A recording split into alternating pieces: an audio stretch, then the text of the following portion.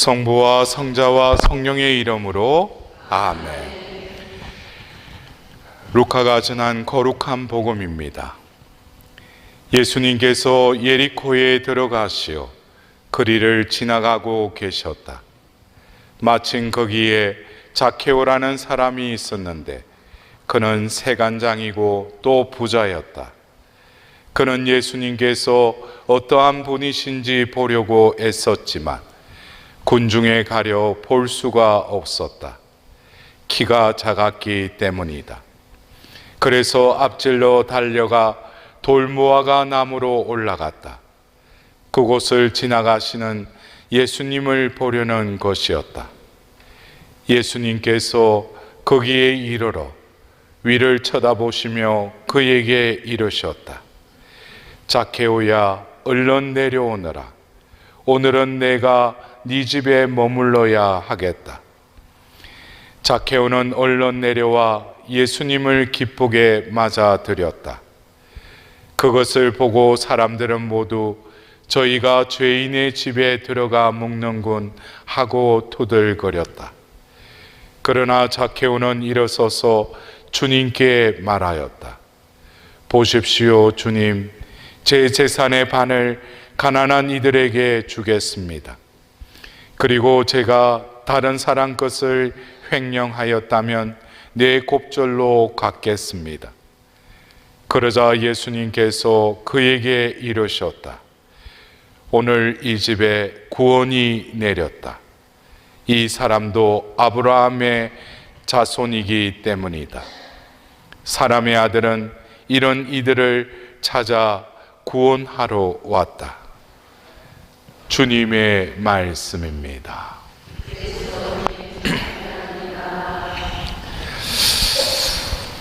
여러분들, 조금 전에 우리가 시작 기도 겸 가톨릭 성가 91번 대림시기 성가를 우리가 또 불렀습니다. 여러분들, 그 가사에도 나오듯이 구세주 어떻게 오라고 그랬어요? 빨리 오사. 빨리. 이거는 참 우리 한국인에게는 아주 익숙한 단어 중에 하나죠. 빨리. 그것이 또 지금 우리 현재의 상황에 이르지 않았는가 싶습니다. 여러분들, 우리가 대림성가 뿐만 아니라 이 대림 시기에 오소서 주 예수님, 지체하지 마시고 빨리 오소서, 이런 우리는 성가도 부르고 우리 마음에는 뭡니까? 주 예수님 오소서. 근데 이것은 어떤 기도의 응답을 받기 위한 어떤 그런 기도가 아니에요. 빨리 주님 응답해 주십시오, 이런 차원이 아니라는 거예요. 예수님 오소서, 지체 없이 오소서. 이것은 어떤 면에서 우리가 만남에 있어서도 여러 가지 만남이 있을 수 있을 것입니다. 근데 이 대림 시기는 여러분들 다 교리적으로도 아시겠지만은 만남의 시간을 우리가 또 기다리는 시기이기도 하지만, 우리가 자칫 이 대림 시기가, 이 전례의 분위기가 이제 우리는 대림 2주일부터 뭡니까? 세례자 요한이 등장하죠. 그리고 이제 대림 3주일, 4주일 가면 이제 마리아가 또 등장을 합니다. 그러면서 우리는 어디로 이끌리는 거예요? 첫 번째 오심의 분위기로 들어갑니다. 그래서 우리는 대림 시기가 그냥 12월 24일 전야미사 때 그 사제의 손에 들려서 구유에 안치되는 그 아기 예수님 앞에 그 경배할 때 그 만남을 우리는 기다리는 거예요. 그래서 왜 우리가 첫 번째 오심을 다시금 바라봐야 하는가? 그리고 대림 시기에 우리가 궁극적으로 기다리고 만나야 될 그것은 과거의 첫 번째 오심이 아니죠. 그러나 첫 번째 오신 그분이 또 뭡니까? 두 번째에도 오시기 때문에 하느님이 인간의 육을 취하시기 위해서 첫 번째 오셨다면은 두 번째 오시는 그분은 인간의 육을 취하신 게 아니죠, 이제. 왜? 육은 죽었죠. 부활하셨죠. 그래서 부활하신 예수님을 제자들도 만났지만 그분이 예수님인지 몰랐죠. 그 부활하신 예수님, 지금 성부 오른편에 계시는 그 예수님이 바로 오시는 그때가 우리는 뭡니까? 두 번째 오심이라고 그러죠. 그래서 우리가 이 대림식이라고 하는 것은 첫 번째 오심을 또 왜 보라고 하는가? 말씀 전례에 또 2000년 전에 그 분위기로 우리를 이끌어 가는데, 첫 번째 오셨을 때 예수님이 참 빛으로 이 땅에 오셨다고 그랬어요. 요한복음 1장 9절에 그러나 세상은 그분을 알아보지도 못했고 맞아들이지도 못했다 그랬어요. 우리가 첫 번째 오심을 다시 바라보라. 그리고 그 예수님의 그 탄생의 경위, 그리고 우리가 등장하는 대표적인 마리아와 요셉, 그리고 주변의 사람들, 주위의 상황들, 이런 것을 바라보면서 지금 현재의 나에게 같은 분이시죠. 예? 첫 번째 오신 분하고 두 번째 오실 분은 같은 분이시죠. 예? 그러나 첫 번째 오셨을 때 사람들은 알아보지도 못했고 맞아들이지도 못했죠. 결국 뭡니까? 그분을 죽이기까지 했어요. 그러면 우리가 그러한 두 번째 오심, 빨리 오소서, 지체치 말고 오소서 그러는데, 여러분들 입으로는 그렇게 뭐 성가도 부르고 기도는 하는데, 여러분들 두 번째 오시는 예수님 앞에 내가 지금 당장 그분이 지체치 않고 오신다면 그분 앞에 설 수 있을 것 같아요? 왜? 그때는 구원의 때이기 때문이에요. 한편으로 뭡니까? 그 믿는 이들에게 하나님의 그 선택을 받은 이들은 구원을 받는 때이기도 하지만은, 한편으로 뭡니까? 심판의 때이죠. 그래서 이 대림 시기는 어쩌면 우리에게 허락하신 이 새 한 해의 전례력을 다시금 우리에게 지내라고 하면서 하나님께서는 우리에게 다시금 기회를 주시는 거예요. 어떤 기회? 그래서 바로 테살로니가 1서 3장 13절에 보면은, 테살로니가 전후서를 보면은 이미 초대교회 때 바오로 사도가 이방 지역에 복음을 전하면서 바오로 사도도 그렇게 믿었어요. 예수님이 이제 곧 재림하신다고. 그래서 테살로니가 공동체에서는 이미 재림 임박설이 성행했어요. 그래서 어떤 사람들은 예수님 재림하신데 일도 안 하고 그러니까 바오로 사도가 뭐랍니까? 일하기 싫은 사람은 먹지도 마라 라고 이야기를 해요. 그러면서 이 재림의 때, 이것이 그들의 삶에 있어서 이슈였어요. 내가 이 현세에서 잘 먹고 내가 기득권을 가지고 뭐 내 나름대로 행복이라는 척도에 의해서 자기 나름대로는 해피하다고 그러는데 과연 그분 앞에 설 수 있느냐 이거예요. 그래서 바오로 사도는 테살로니가 1서 3장 13절에 바로 대림 제1주일 이독서의 한 기절이기도 하죠. 모든 성도들과 함께 사람의 아들이 재림할 때에 그분 앞에 흠없고 거룩한 사람으로 나설 수 있도록 준비하십시오 그랬어요.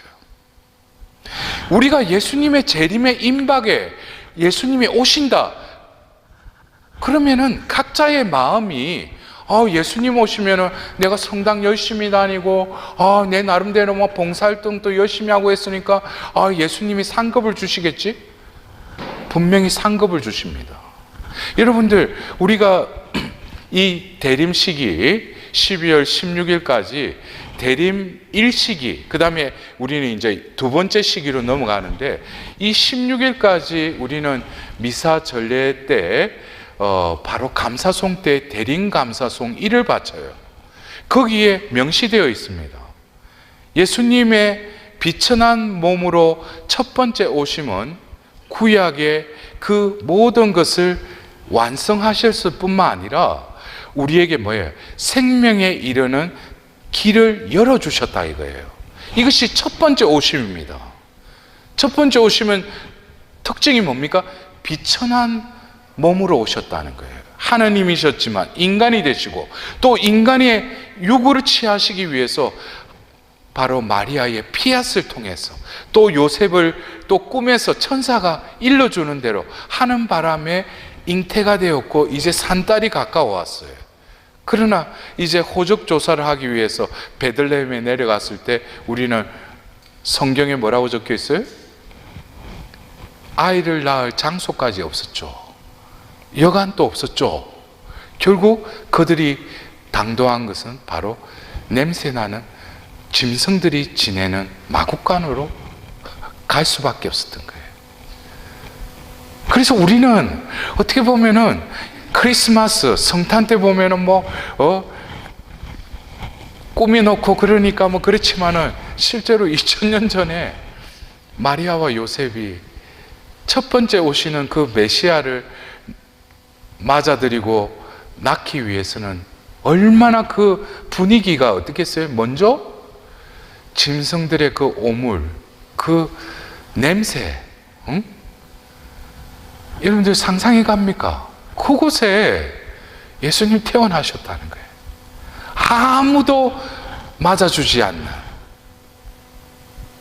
이것이 첫 번째 오셨을 때의 그 분위기였다면 두 번째 오시면 또 사뭇 틀리죠. 그래서 대림 감사송에 뭡니까? 영광 중에 오시리니 그랬어요. 이제 인자가, 사람의 아들이 구름을 타고 뭡니까? 영광 중에 오시는 거예요. 이거는 첫 번째 오셨을 때하고 상황이 좀 틀리죠. 그리고 두 번째 오셨을 때는 뭡니까? 상급을 주시기 위해서 오신다는 거예요. 그래서 바로 그 상급을 받기 위해서 우리는 뭡니까? 깨어서 준비하게 하소서 그래요. 그러면은 바로 첫 번째 오심과 두 번째 오심의 그 중간 시기를 지내는 우리들에게서는 뭡니까? 첫 번째 오심을 바라보면서 우리는 뭡니까? 내 삶을 바라봐야 돼요. 그러나 우리가 지향해야 될 것은 바로 두 번째 오시는 예수님을 맞아들이는 것이죠. 이 두 중간에 있는 이 시기를 살아가는 신앙인들을 바로 뭡니까? 종말론적인 신앙관이라고 그래요. 그래서 우리가 성경에서 보면은 바오로 사도가, 우리가 제 수요일 날 이독서에도 나왔지만 코린도 1서 6장 2절에 뭡니까? 지금이 바로 자비의 때요 구원의 날입니다 그래요. 지금이 매우 은혜로운 때입니다 그래요. 이것은 어떤 지나가는 하루가 아니라 바로 오늘이라는 카이로스라고 하는 이 때를 바로 우리는 종말론적인 관점에서 살아야 된다는 거예요. 오늘이 바로 뭡니까?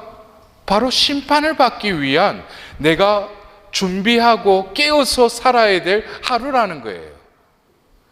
그러한 마음가짐으로 내가 살지 않으면은 두 번째 예수님은 오시겠죠. 그러나 그분 앞에 섰을 때 과연 내가 부르심바대로 살고 선택받은 자로서 그 앞에 설 수 있느냐 이거예요.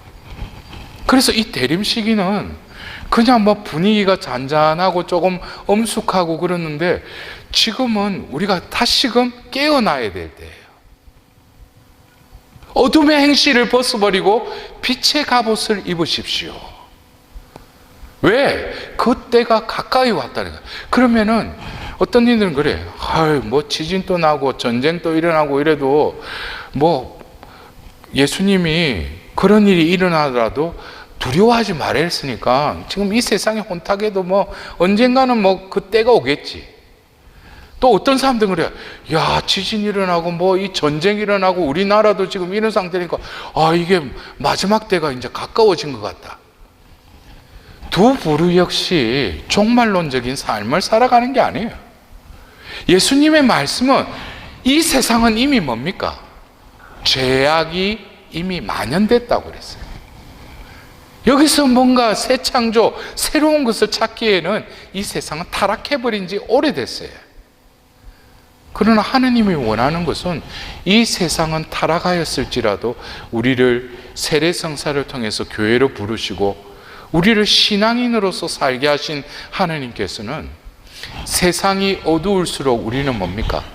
새벽 빛이 비칠 것을 희망하면서 그 때를 바라보면서 우리는 살아가야 될 부르심을 받은 이들이라는 거예요. 그렇다면은 여러분들 오늘 제가 이번 대림 특강 다른 곳에서도 제가 이렇게 부탁을 받던 중에 이번 대림 시기에 우리 신자들에게 여러 어떤 대림 강의도 했지만 그러면서 주님 저에게 이번 우리 신자분들에게 이 대림 시기에 어떤 말씀으로 그들에게 대림 시기에 대한 하나님의 뜻을 전할까요? 하니까 문득 루카복음 19장에 1절부터 10절에 이 자케오의 말씀을 떠올려 주시는 거예요. 어떻게 보면은 예수님 공생애 중에 어느 날 예리코로 갈 때 있었던 예수님과 자케오의 만남의 이 성경의 구절. 그러나 이 자케오는 과정을 또 루카복음사가가 또 상세하게 이렇게 그 절차대로 이렇게 1절부터 10절까지 이렇게 그가 또 누구이며 또 그리고 그 사람이 또 신체적인 또 그리고 직업적인 또 여러 가지 상황이 될 수도 상세하게 보통 뭐 성경의 인물도 보면은 그냥 예수님 만나서 병 낫고 뭐 이랬는데 이 자케오와 예수님의 만남의 이 상황을 이 복음서에는 상세하게 적어 놓았어요. 그러면 우리가 이 대림식이라고 하는 이 분위기 안에서 그날 바로 예수님과 만난 날 이것이 어떻게 보면은 두 번째 오셨을 때 우리가 예수님을 또 앞에 서는 자로서 우리가 준비하기 위해서는 이 자케오와 예수님 만남에 있어서 여러 가지 사항들 또 그리고 그 예수님의 말씀 또 그리고 예수님의 말씀을 듣고 자케오가 어떻게 반응을 일으키고 결국 엔딩이 어떻게 돼요? 해피엔딩으로 끝나죠. 그래서 우리가 이 대림 시기에 바로 이 자케오와 예수님의 만남에 이 말씀 안으로 한번 들어가 봅시다. 들어갈까요? 예. 그러면은 우리가 이 루카복음서 19장에 나오는 이 10절이에요. 10개의 절로 이루어져 있는데 두 절씩 이렇게 나누어서 한번 보도록 하겠습니다. 1절에서 2절에 보면은 예수님께서 예리코에 들어가시어 거리를 지나가고 계셨다. 마침 거기에 자케오라는 사람이 있었는데 그는 세관장이고 또 부자였다 라고 이렇게 루카복음사가는 적고 있어요.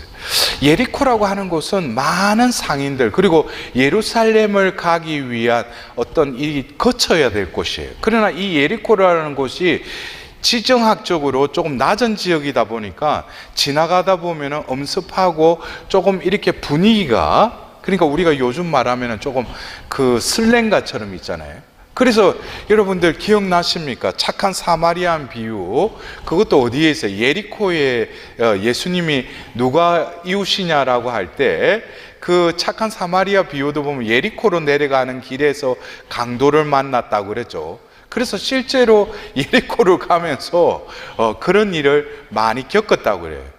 저도 이번에 뭐 유럽에 이태리도 갔고 프랑스 또 스페인 포르투갈 근데 중세 때에 아주 보면 모든 것을 다 누렸던 그 부유한 나라들이 지금은 뭡니까?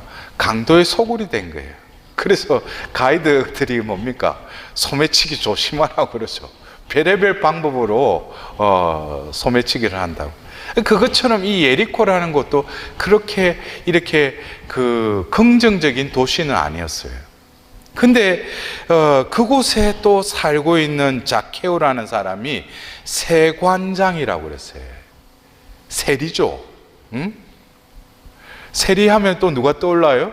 마테오죠, 마테오. 예. 근데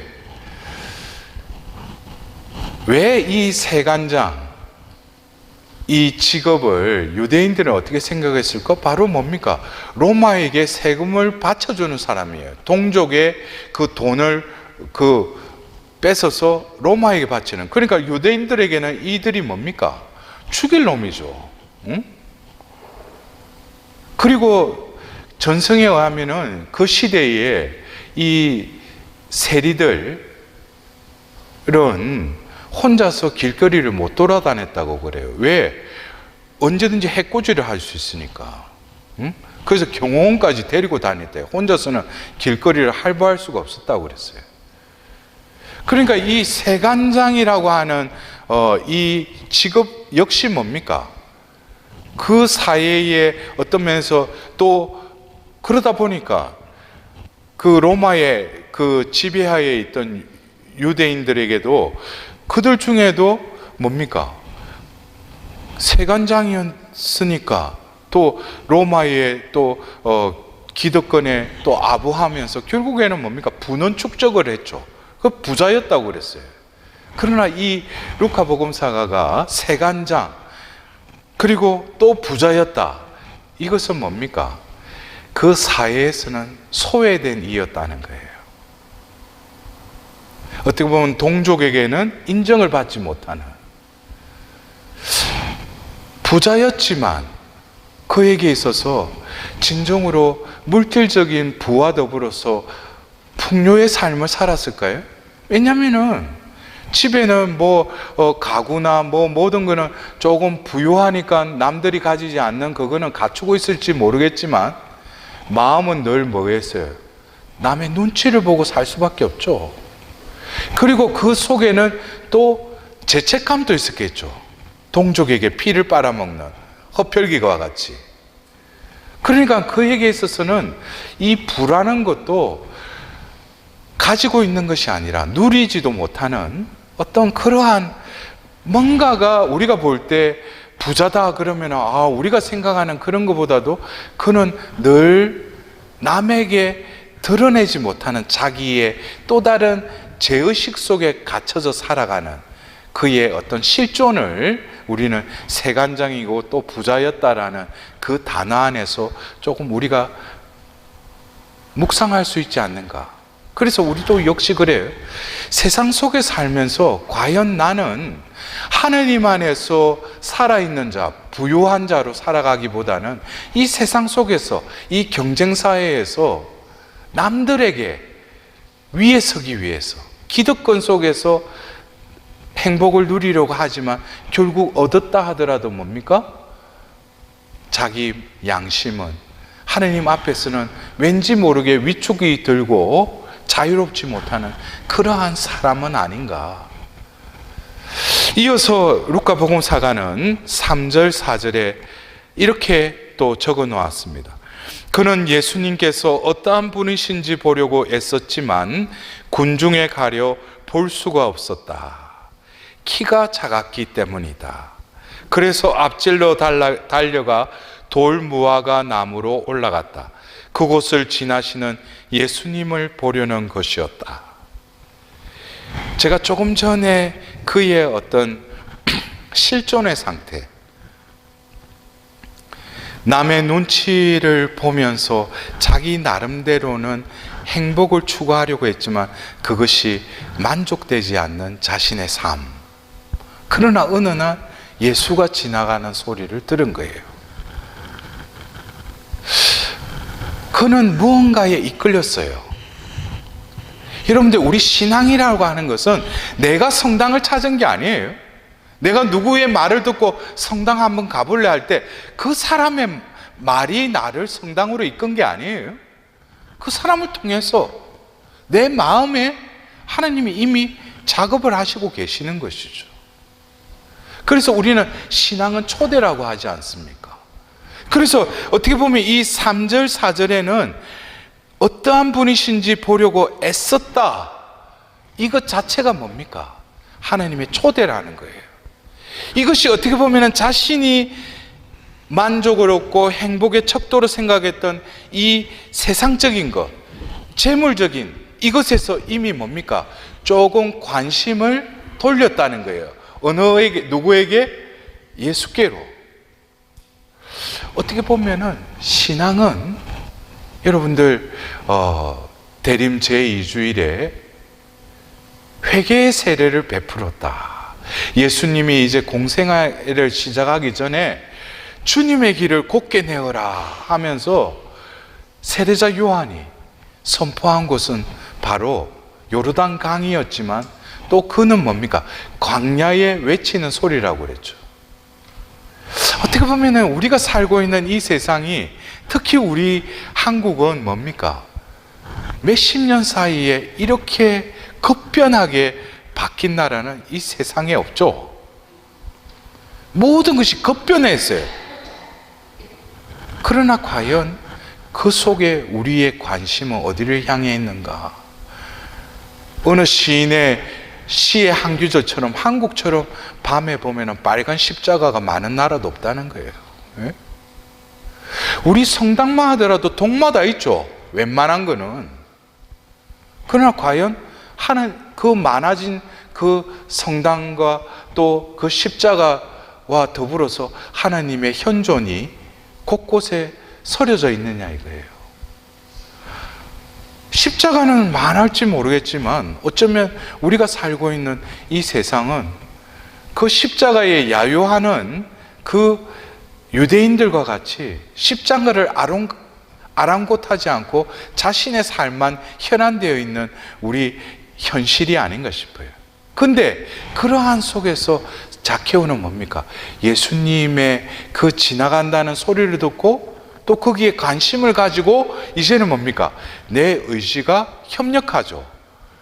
자기가 키가 작았다고 그랬죠. 그러니까 여러분들 그래요. 우리 각 존재마다는 남이 모르는 다 열등감의 그 무언가가 다 있어요. 예? 여러분들 겉으로는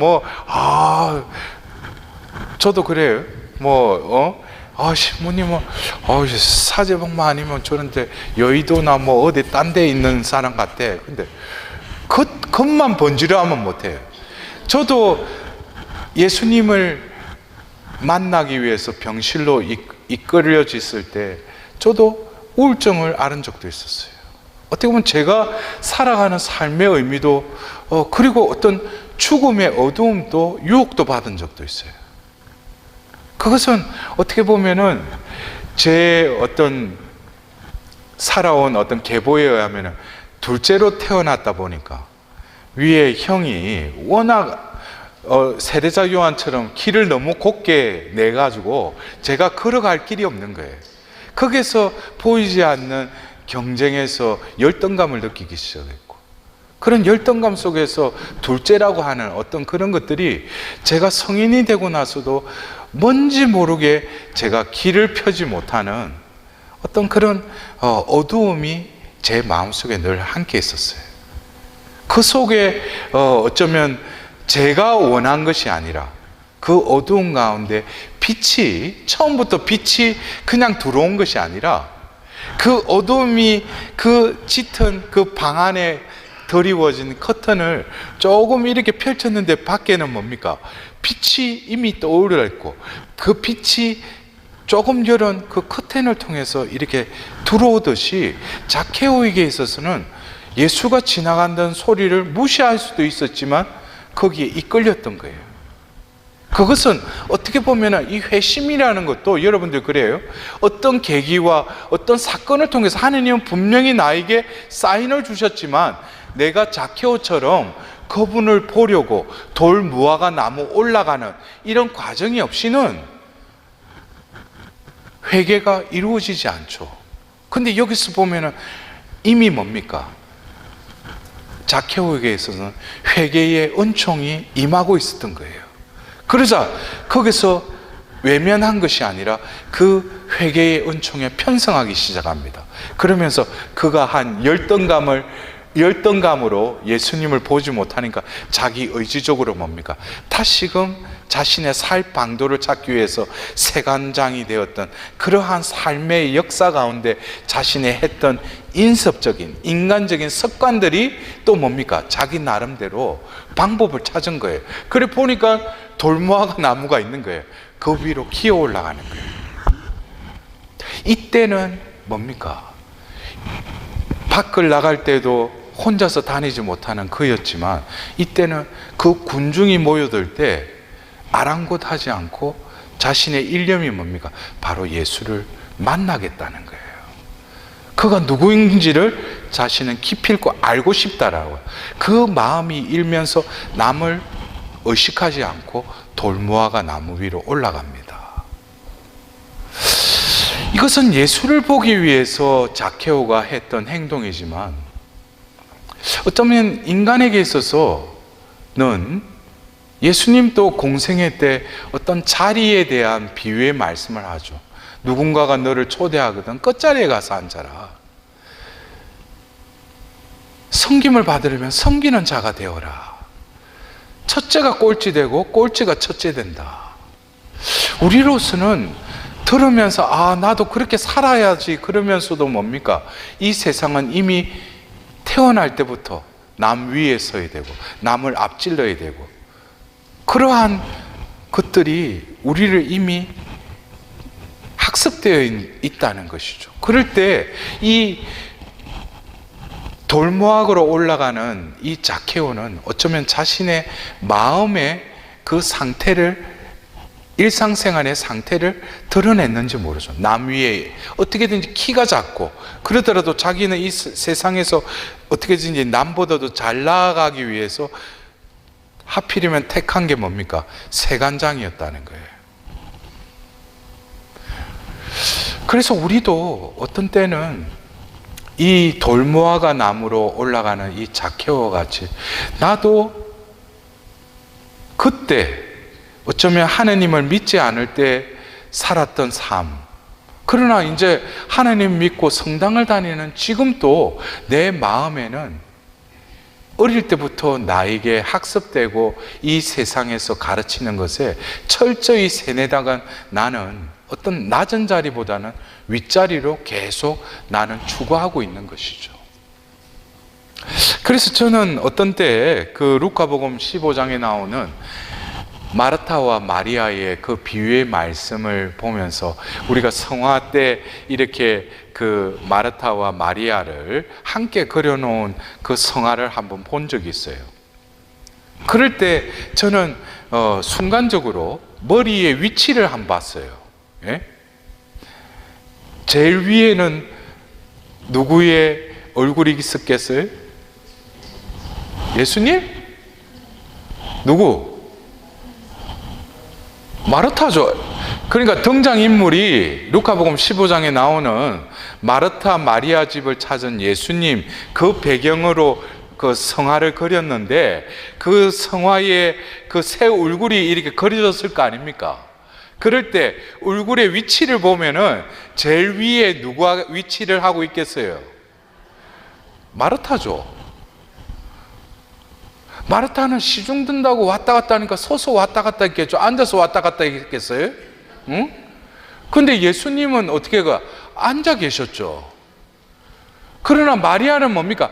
발치에 또 앉아 있었죠. 여기서 보면은 서열이 뭡니까? 마르타, 예수님, 마리아예요. 그러니까 마르타는 처음에는 기쁜 마음으로 예수님을 자기 집에 맞아들였지만 자신이 예수님 위에 있는 것이죠. 자기의 뜻이 우선적이었다는 거예요. 그러나 마리아는 말없이 예수님 발치에 앉아서 그냥 예수님 말씀을 듣고 있었어요. 문득 제가 그 성화를 보면서 나의 삶도 바쁘고 내 나름대로는 신부로서 교회 안에서 열심히 일한다고 해가지고 막 이곳저곳 돌아다니고 이러다 보면은 결국 뭡니까? 예수님 말씀에 귀 기울이지 못하죠. 바쁘니까. 내가 예수님 말씀 들으면은 내가 앉아야죠. 그러나 예수님 말씀을 진정으로 귀담아 들으려면 예수님 밑에서 예수님 말씀을 그냥 담아야죠. 그래서 어떻게 보면 이 돌무화과 나무로 올라가는 이 자케의 모습은 빛이 커튼을 통해서 들어왔지만 아직까지는 뭡니까? 인성적인 것이 이 세상적인 그 패턴대로 자기는 그냥 대처한다는 것이죠. 그래서 열등감을 그런 식으로 풀면은 사회 속에서 이상한 쪽으로 빠지죠. 그런 부류들을 뭡니까? 사이코패스 그러죠. 자신의 어떤 열등과 자신의 안에 그 어두움, 그런 상처들을 그러면 사회와 격리당하는 것이죠. 그래서 우리가 그 지금 살고 있는 이 현실에는 신경증을 넘어선 정신병의 환자들이 너무나 많습니다. 심지어 그 사람이 어떻게 저런 짓을 할 수 있을까? 그건 정신적으로 분명히 문제가 있는 거예요. 그렇다면 이 1절에서 4절에 드러나는 여러 가지 이 자케오라고 하는 이 존재는 2000년 전 자케오, 그 2000년 전 예리코에서 예수님을 만난 이이기도 하지만 바로 이 대림 시기를 지내고 있는 나의 모습이기도 하다는 거예요. 예수님은 다시금 우리를 구원으로 초대하십니다. 그러나 내 패턴대로, 내 식대로 예수님을 만날 수 없어요. 그러자 5절, 6절에 예수님께서 거기에 이르러 위를 쳐다보시며 그에게 이르셨다. 자케오야, 얼른 내려오너라. 오늘 내가 너의 집에 머물러야겠다. 자케오는 얼른 내려와 예수님을 기쁘게 맞아들였다. 여러분들, 회개라고 하는 것은 방향을 바꾸다라는 의미예요. 우리가 그러죠. 회개한다. 메타노이아 그러면 내 정신을 바꾸고 뭐 내 마음을 새롭게 가지고, 그거로는 회개했다고 볼 수 없어요. 회개는 방향을 바꾸는 것이에요. 제가 처음 촌놈이 서울로 와가지고 지하철을 타다가 학교로 가야 되는데 똑같은 그 호선을 탄다고 했는데 반대 방향 그 성강장에 서 있다가 그 색깔의 지하철을 분명히 탔는데 타고 여기 지나가는데 계속 목적지와는 멀어지는 거예요. 분명히 내가 가는 차인 줄 알고 이 호선을 탔는데 멀어지는 거예요. 거기서 가장 현명한 첫 번째 선택은 뭐겠어요? 결단은 뭐겠어요? 내려야죠.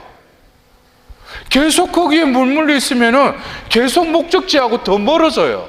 거기서 첫 번째 결단은 빨리 내려야 돼. 거기서 여러분들, 회개라는 것은 주저함이 있으면 안 돼요.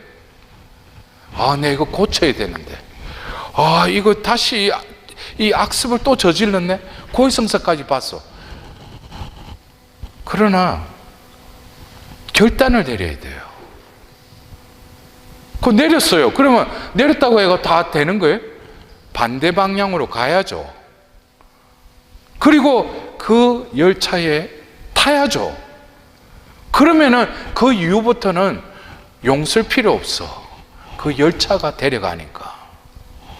그러니까 회개라고 하는 것은 내가 열심히 마음을 새롭게 해서 이거를 바꾸고 새롭게 살아가려고 그거 자칫하면은 하느님의 회개의 은총에 의해서 이끌리는 게 아니라 자신의 그 자력갱생이에요. 그거는.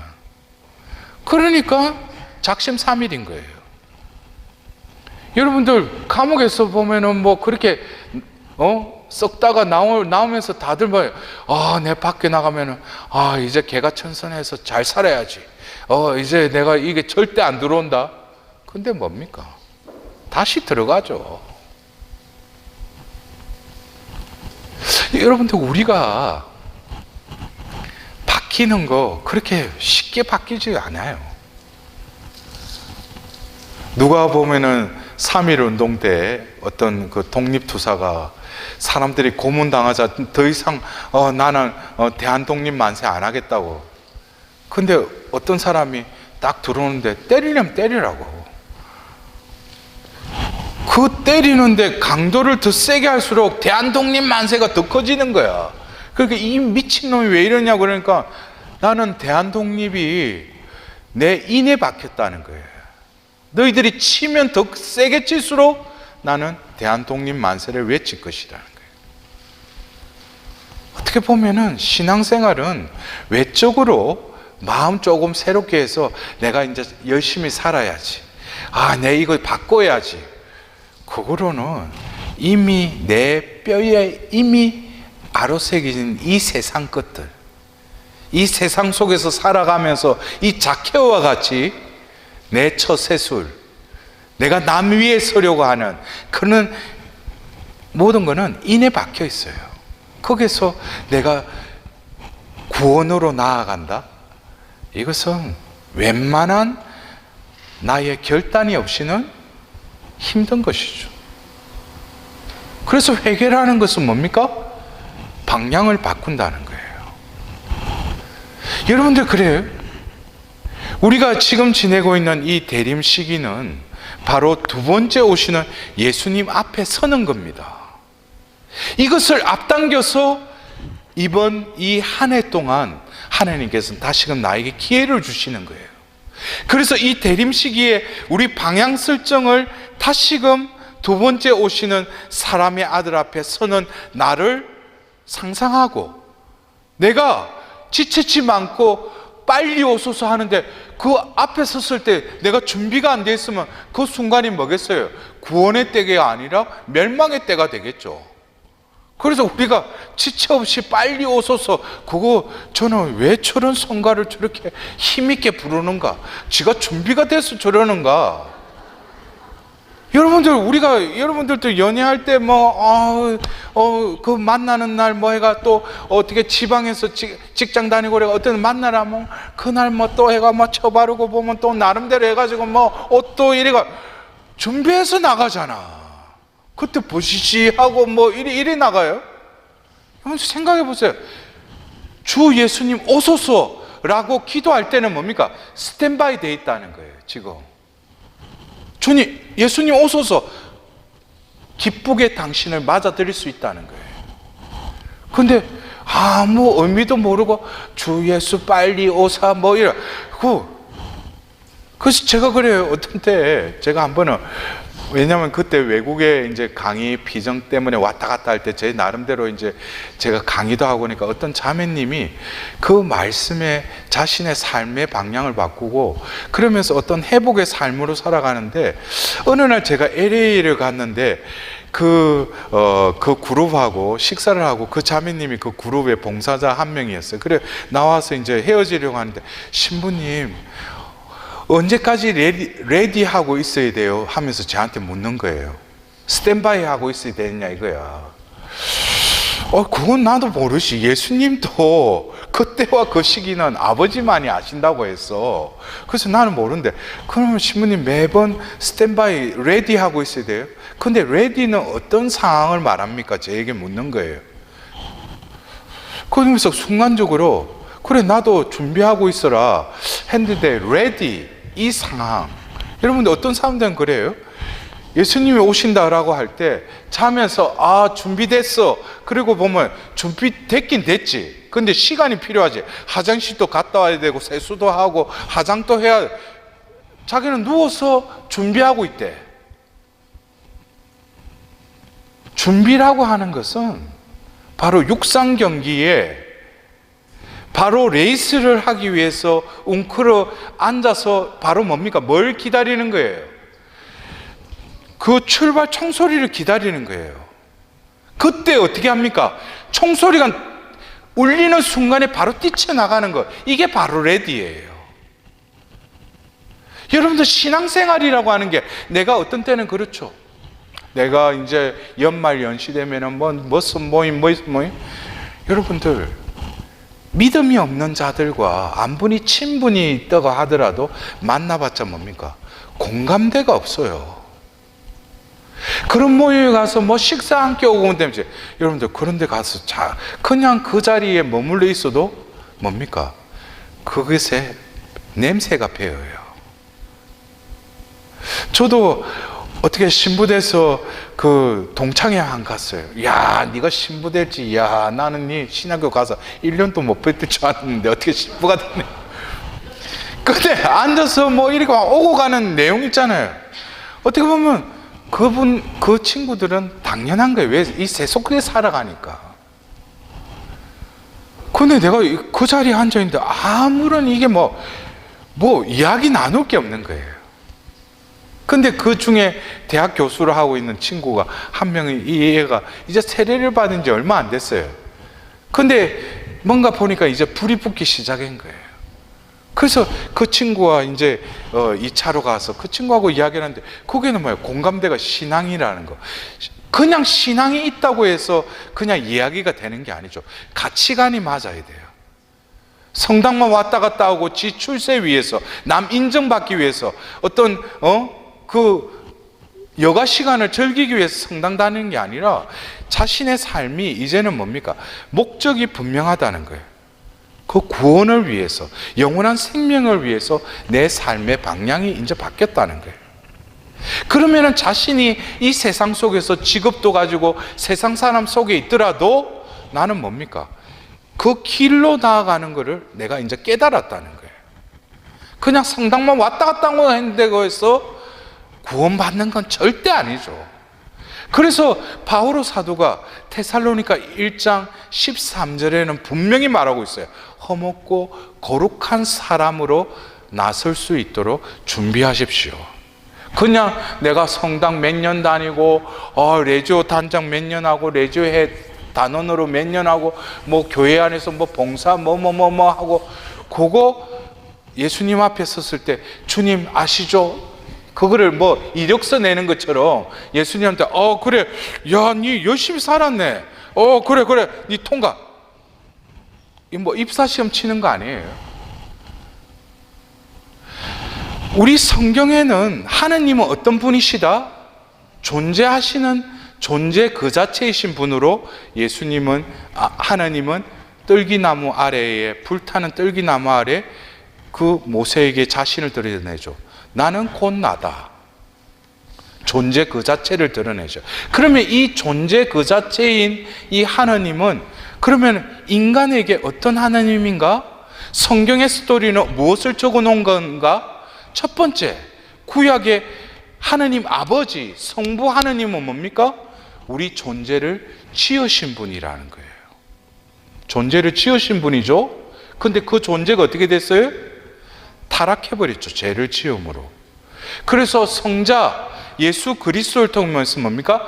존재가 타락해서 존재를 다시 살리기 위해서 그 존재로 내려오셨죠. 그 존재를 살리기 위해서 원래 죄로 물던 이 모든 것을 키워가기 위해서 하나님이 죽으십니다. 왜? 그 존재를 살리기 위해서. 존재를 살렸죠? 그래서 예수님 첫 번째 오셨을 때 뭐예요? 구원에 이르는 길을 열어주셨다고 그랬어요. 닫혔을 때와 열렸을 때는 틀린 거예요. 여러분들 박앤세일 할 때 백날 가서 그 백화점 앞에 서 있으면 뭐예요? 문을 열어줘야지 들어가서 살 거 아니에요. 그래서 우리가 사도행전에 교회가 이 지상에서 시작되면서 세례를 받고 교인이 된 그리스도인들을 루카복음사가는 뭐라고 표현했습니까? 바로 사도행전 9장에 사울의 회심의 그 내용을 담고 있는 그 9장 2절에 이런 말씀이 있습니다. 사울은 다마스커스로 누구를 잡으러 갔다? 새로운 길을 찾은 이들을 포박에서 데려오려고. 바로 그리스도인, 성령을 받고 이제 새로운 존재가 된 그들은 뭡니까? 새로운 길을 찾은 이들이라는 거예요. 뉴웨이. 그 뉴웨이는 뭡니까? 내가 이때까지 걸어온 길, 내가 살아가야 될 그 길이 아니라 바로 요한복음 14장 6절에 나는 길이요 진리요 생명이다 하신 예수가 나의 길이신 거예요.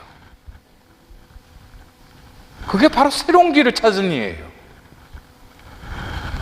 그래서 우리가 이 대림 시기를 지내면서 다시금 우리는 루카복음 19장에 자케오로 다시 들어가 보면은 예수님이 자케오에게 관심을 가져요. 여러분들, 자케오는 이때까지 살아오면서 남의 진실된 관심을 받아본 적이 없어요. 자신의 관심은 뭡니까? 이 세상 속에서 성공하기 위해서 남은 아랑곳하지 말고 않고 자기만 어떻게든지 자기 욕심을 채워서라도 인위적인 행복의 삶을 구축하려고 했지만 그것에 늘 구멍이 뚫리고 늘 허전했어요. 근데 누군가가 자케오야 하고 불러요. 그럴 때 자케오는 아무 생각이 없었어요. 그분께로 눈길이 향합니다. 그러면서 자케오야, 이제 네 그 키가 작다고 해서 그 위에까지 올라갔는데 내려온나? 나를 보려면 자신을 낮추어라. 예수님처럼 낮춘 사람이 어디 있어요? 하느님이신데 인간이 되셨잖아요. 우리가 예수님을 만나기 위해서면 나는 인간이지만 죄인이죠. 진정한 우리가 있어야 될 그 자리, 위치는 제가 아까 그 성화에 나오는 마르타의 얼굴의 자리가 아니라 마리아의 그 얼굴의 자리가 돼야 돼요. 그분 밑에 내려와야 돼요. 그러나 예수님은 밑으로 내려왔다 해가지고 나를 내려다보시는 게 아니라 예수님은 똑같이 나와 눈높이를 하시는 분이셔요. 근데 뜬금없이 오늘 내가 내 집에 머물러야 하겠다 그래요. 자케오는 좀 당황했을 것 같아요. 이분이 나를 본 지 얼마 됐는데, 근데 여기서 우리가 보면은 사울 때도 그렇고 또 모세도 그렇고 뭐 여러 어떤 구약의 인물들 볼 때 처음에 보자마자 그 사람 이름을 알고 있어요.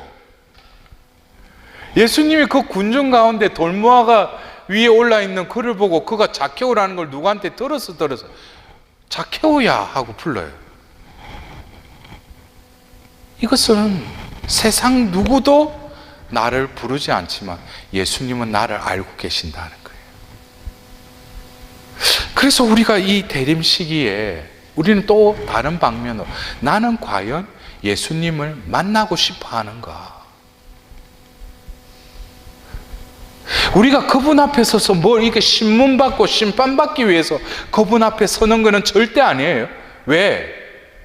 이 생을 살면서 그분의 얼굴을 배울 것이 나의 유일한 희망이 될 때 심판의 때는 뭡니까? 설레이죠. 기쁘죠. 왜? 비로소 내가 이 생에서 뵙고자 하는 그 얼굴을 만날 때니까. 그래서 여러분들 이 대림시기에 보면은 계속 하다송도 그렇고 주님의 얼굴을 배우리라, 주님의 얼굴을 배우리라 그래요.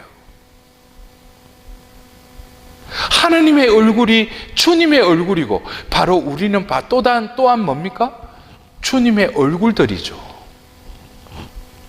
그래서 어떤 사람들 피증 갔다 오고 뭐 은총을 받으면 뭐야? 얼굴이 뭐 반질반질하고 뭐 뭘 발라서가 아니고 얼굴에 빛이 나는 거죠. 왜? 우리가 주님의 얼굴이니까. 근데 예수님이 묻고자 했던 것은 자케오가 자신의 돈으로 지은 그 집이 아니었죠.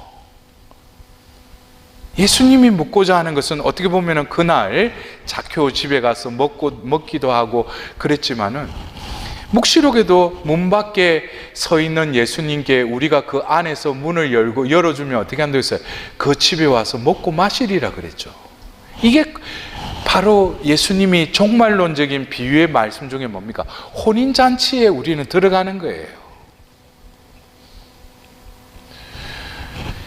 이 심판은 우리를 가려내고 뭐 멸망시키고 구원하는 그 심판대가 결코 아니에요.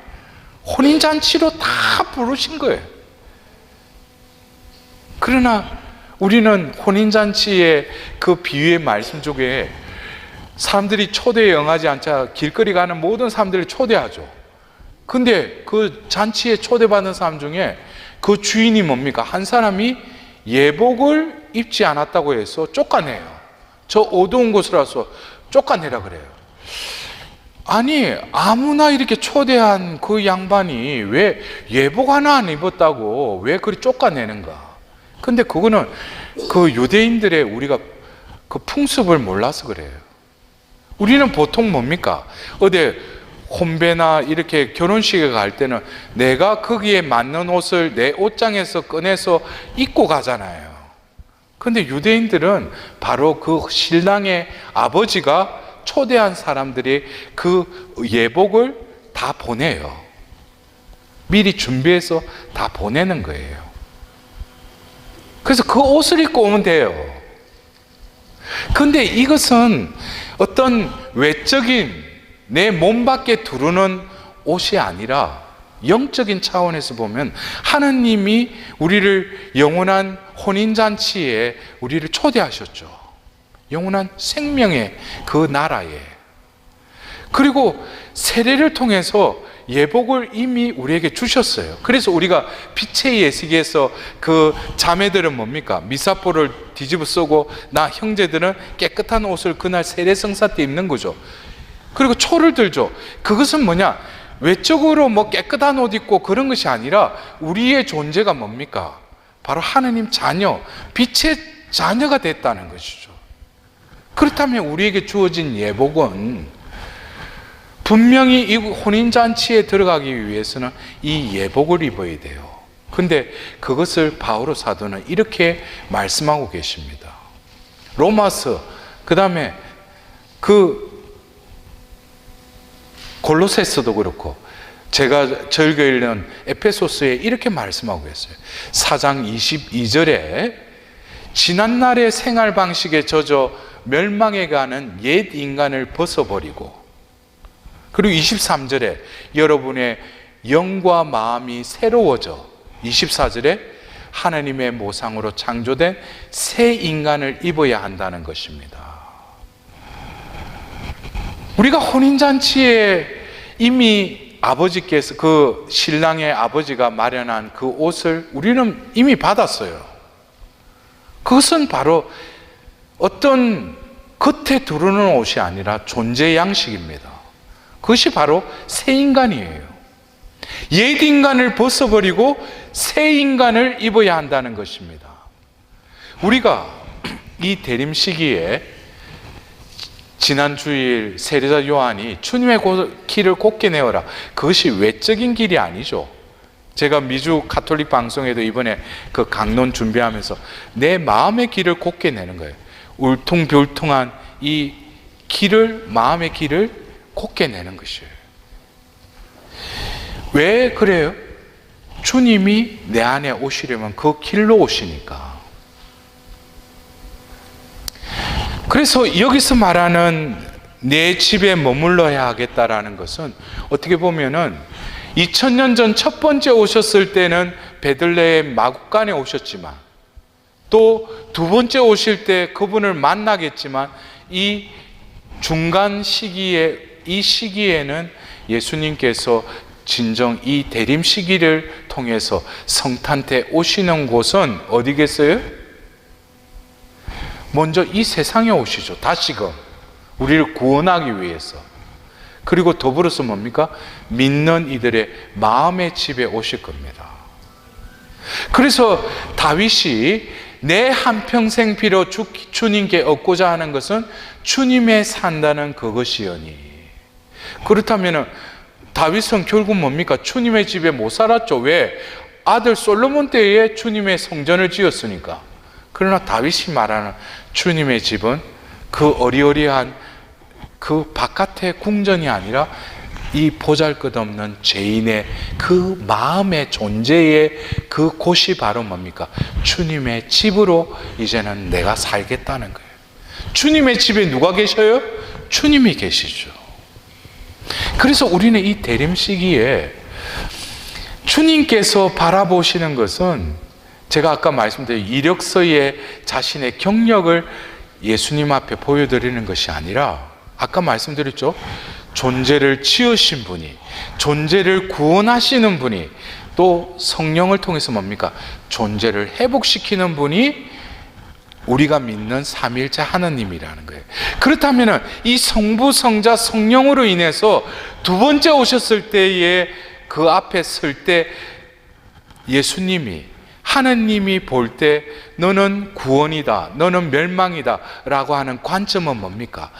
내가 하는 그 경력을 보고 하나님은 판단하시는 것이 아니라 지으신 분이 지은 바대로 다시 회복되어서 내 앞에 왔을 때 어떻게 해요? 비로소 하나님과 지복직간을 이루며 살 수 있죠. 왜? 여러분들 그래요. 영원한 생명의 나라는 하나님이 현존하는 절대적인 하나님이 거하시는 나라죠. 근데 그곳에 내 식대로 살고 나로 살아온 내가 하나님 나라 들어가고 싶다 해도 들어갈 수가 없어요. 왜? 그곳에 어울리지 않으니까. 내가 하나님 나라는 하나님이 통치하시는 나라예요. 하나님이 다스리는 나라예요. 그러면 이 생에서부터 뭡니까? 하나님의 다스림에 순종하는 자로 회개의 삶을 살아갈 때 하늘나라 들어갈 수 있는 거예요. 근데 내 뜻대로 내 식대로 살다가 하나님 나라 들어가고 싶다고 한들 하나님 나라에 들어갈 수가 없어요. 그 나라에 들어가도 못 살아요. 왜? 그래서 이 생에서 뭡니까? 전례력이라고 하는 이 한 해의 이 신앙인들이 지내는 이 삶의 리듬을 잘 이해하고 작년보다도 이 구원의 신비를 더 이해하고 여기에 순응하면서 살아갈 때 한 해 한 해가 지남으로써 뭡니까? 구원에 합당한 자로 우리가 변화된다는 것이죠. 그래서 바로 내가 너희 집에 묵겠다 하자 zakhe오는 기쁘게 예수님을 맞아들었다 이거예요. 그에게는 일념이 뭡니까? 바로 예수님 그분이 우리 집에 오신다는 그 기쁜 소식에 예수님을 맞아들이기로 했어요. 근데 이어서 zakhe오는 뭐라고 합니까?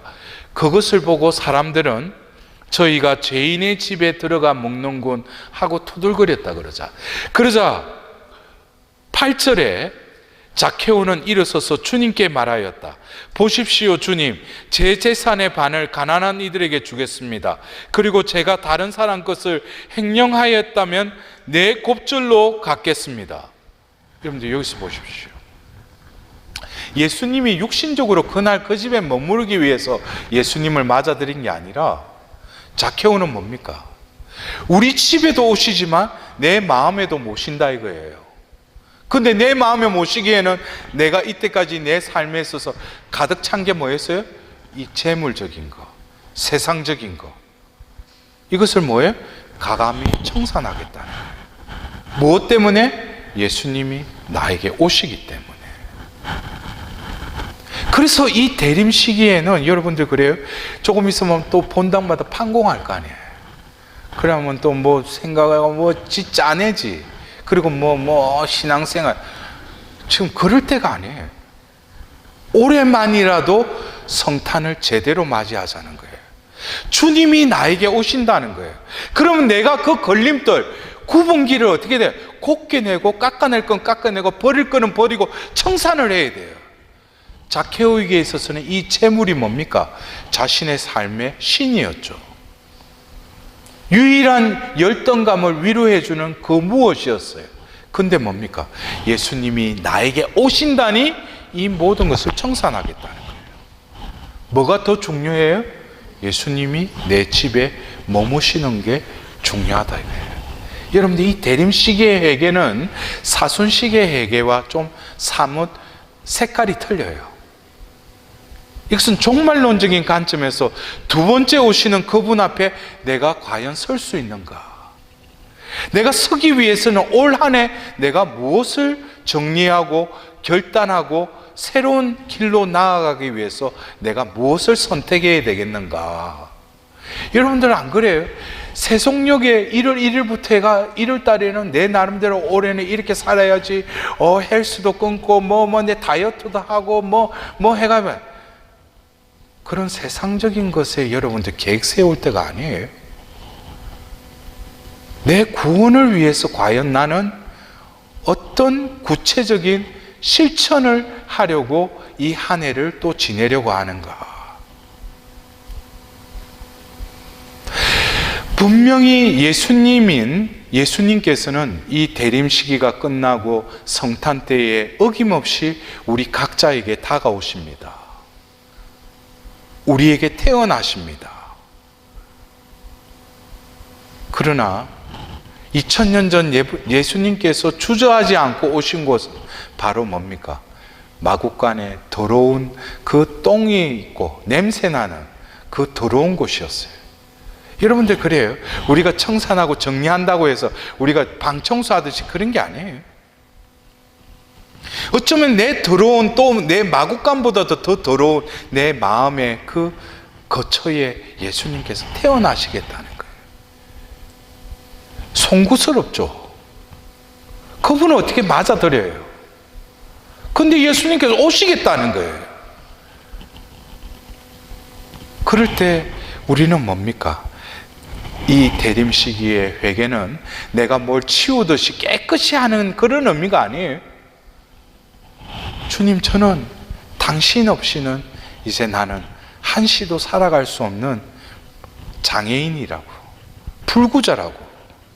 주님, 올 한 해만이라도 주님 당신만 의지하고 당신을 지팡이로, 당신을 그 힐체어로 삼고 당신 없이는 내가 살아갈 수 없는 존재라는 것을 이제 주님 고백한다고. 제발 저의 집에 머무시라고. 여러분들, 어쩌면 이 대림 시기는 이 한 해의 첫 단추를 다시금 매는 순간이에요. 근데 이 4주간 동안 그냥 왔다 갔다 하니까 뭐 사제는 자색 옷 입고 뭐 촛불을 뭐 하나하나씩 켜지는데 조금 있으니까 구유도 뭐 만들고 그런데 분위기가 보니까 조금 그래. 그리고 막 나서 보면 성탄 때 되니까 뭐 성탄 성가 부르고 거룩한 밤 뭐 그러니까 뭐 분위기가 그래. 그러니까 뭐 예수님 왔는지 안 왔는지 그냥 분위기 하다가 또 조금 있으니까 또 뭐예요? 죄를 뒤집어 씌우는 사람아, 죄송. 뭐 그래 또 한 받고 보면 또 조금 있으니까 뭐예요? 뭐 계란 주면서 부활이다 그러니까 뭐 부활 좋아. 그리고 또 하다 보니까 뭐예요? 만왕의 왕이신 그리스도 왕 대축일하고 한 해가 또 마무리돼. 여러분들, 세상적인 것에는 그렇게 민감하면서 구원에 대해서 나는 얼마만큼 민감하는가?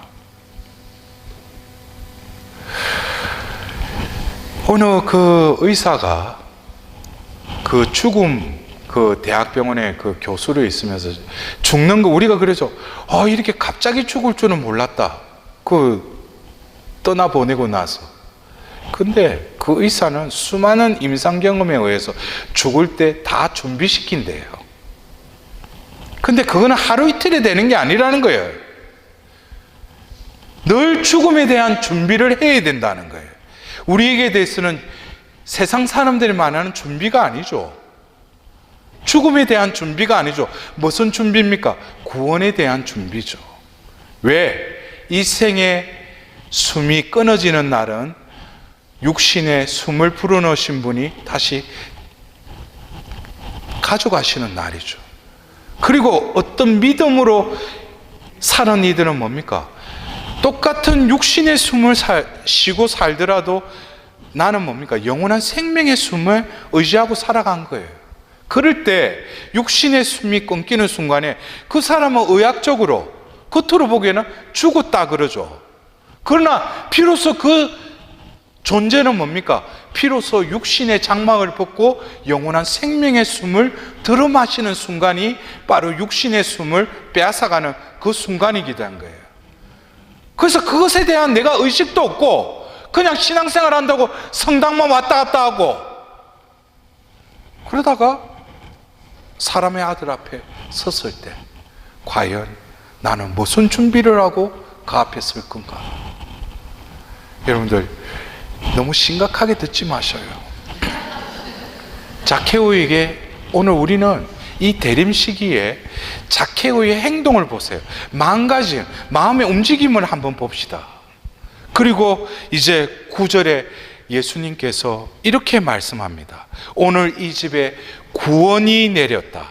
이 사람도 아브라함의 자손이기 때문이다. 사람의 아들은 이런 이들을 잃었던 이들을 찾아 구원하러 왔다. 여러분들, 그날이 바로 구원의 날이었어요. 자케오에게 있어서는. 이 대림식이 어찌 보면 지금 너무나 혼란스러운 우리나라, 더 혼란스러울 거예요. 그리고 세상적으로 또 물질적으로도 우리나라가 어떻게 될지 몰라요. 그러나 저는 그런 일이 일어났을 때 문득 그 생각이 들었어요. 아, 사람의 아들이 올 때도 그 미친놈이 하는 그것처럼 순간적으로 오겠구나. 내가 준비 안 돼 있으면 그냥 당하는 거예요. 그냥. 응?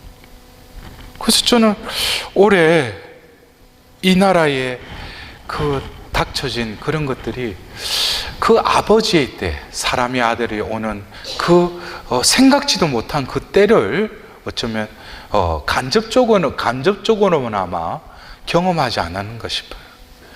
수라장이 될 거예요. 이제 곳곳에서, 제가 지난주 토요일 또 무슨 누구 콘서트가 있어서 강화문에 잠깐 갔는데 뭡니까? 한쪽에는 뭐 죽이라고 그러고 한쪽은 살리라고 그러고, 와, 이게 지옥이구나 싶은 거예요. 여러분들, 우리가 살고 있는 이 현실이 이미 마지막 때에 자지러지는 그 통곡 소리, 그러나 침묵 중에도 하나님께 구원받은 자들, 여러분들 어떤 대열에 들고 싶습니까? 저는 이 대림식이 무엇보다도 우리 교회 안에서 우리 존재들이 이 한 해를 살아가면서 진정으로 내가 나아가야 될 방향, 내가 살아가야 될 목적을 재설정하고 방향을 바꾸는 때가 되셨으면 합니다. 그래서 의용부용 4주간이 지나는 건 아닙니다. 그래서 오늘 특별히 오늘 이 특강에 이어서 우리가 미사를 봉헌할 거예요. 그럴 때 오늘 성모님께 진정으로 내가 회개할 수 있는 은총을 여러분들 각자가 간절히 구하십시오. 회개는 내가 할 수 있는 게 아니에요. 하나님의 은총이에요. 오늘 여러분들, 제가 오늘 오늘 대림 특강으로 여러분들에게 주었던 루카복음 19장 1절에서 10절에 예수님과 자케오의 만남, 그 자케오는 2000년 전 그 자케이기도 했지만 이 대림 시기에 나이기도 해요. 예수님을 만나야 돼요. 예수님으로부터 너는 구원받았다라고 나는 또 응답을 받아야 돼요. 대림 시기, 은총의 시기입니다. 여러분들, 다시금 우리도 또 다른 자케오가 되어서 구원에 합당한 자로 올 한 해 지나갈 수 있도록 오늘 이 대축일에 또 성모님께 전구드리도록 합시다. 영광이 성부와 성자와 성령께, 성부와 성자와 성령의 이름으로 아멘. 네.